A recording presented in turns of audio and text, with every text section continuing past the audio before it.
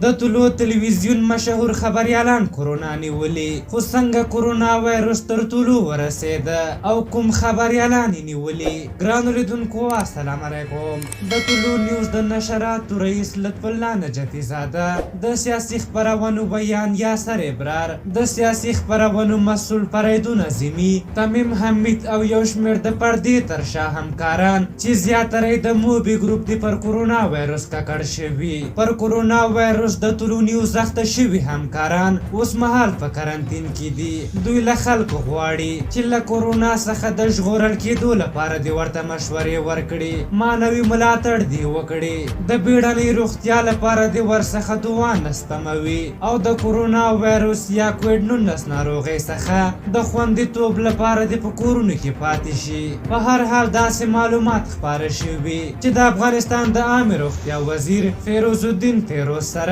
د طلوع نیوز خصوصي تلویزیون له مرکې وروسته د طلوع نیوز زیات همکاران پر کرونا وایرس اخته شوي دي. په ورته مهال څو ورځې وړاندې د عامې روغتیا له وزارت یوې باوري سرچینې ویلي وو چې د روغتیا وزارت 6 تنه کارکوونکي چې د روغتیا وزیر ته نږدې کسان دي پر کرونا وایرس اخته شوي دي.